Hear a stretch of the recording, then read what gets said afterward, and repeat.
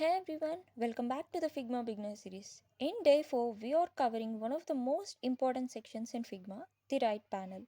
If you have ever been confused about alignment, layout, or constraints, this video will clear it up with easy to follow examples. Let's get started.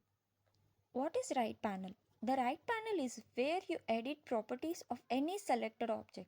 We have three sections in the right panel: Design tab, Prototype tab, and Inspect tab. For this video, we focus on the Design tab since it controls the layout and alignment. Position section. This section allows you to control the x and y coordinates, width, height, and rotation of objects.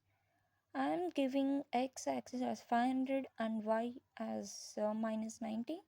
You can see the position is not changed. See, but dragging also the x and y values are changing. Now let's give some angle to this frame. I am giving 110. See, the angle is now changed. You can also use rotate option and vertical and horizontal rotations.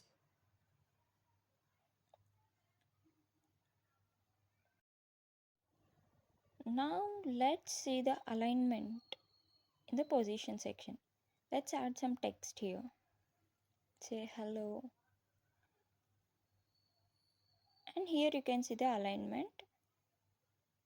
It's alignment left, alignment center, and alignment right, and alignment top. It's alignment top right, and this is alignment center and alignment bottom. Let's center this text again.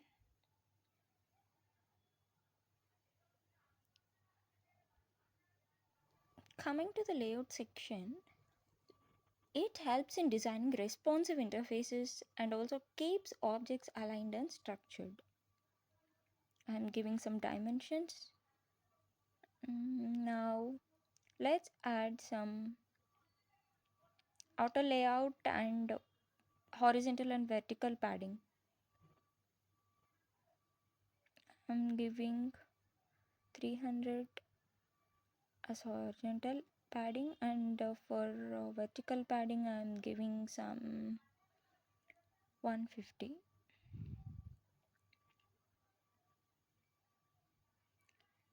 can see the changes, right? By using these you can align objects to left, center, and right. Next, coming to the appearance section.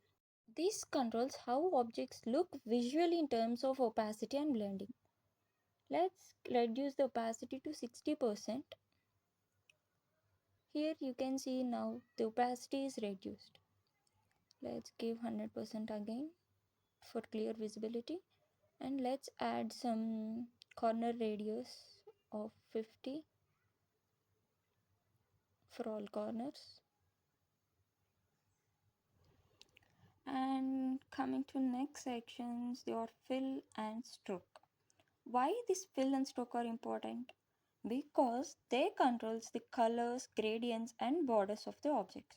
Let's give this frame a color. And in this fill section, we have already used solid colors, and there are also gradients and image fill options. Let's discuss this later in our upcoming series. And next one is the stroke. You have already seen this. Let me give some weight of 7. Here you can see clearly. Try out all the other options. And the next section is effects. What are effects? Effects add shadows, blurs, and highlights to the objects. Drop shadow adds a shadow under objects, whereas inner shadow creates depth inside the objects, and blur softens an object or background. Let's see what are grid layouts in Figma. Grids in Figma are invisible guidelines that helps designers align elements properly. And this helps to maintain consistency across the screens. Here you can see columns and rows. I'm giving some values for better understanding.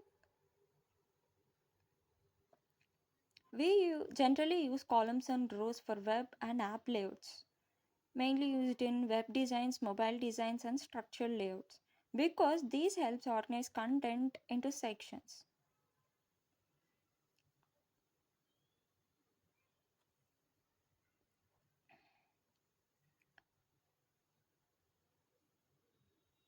You can also change the color and height of these grids.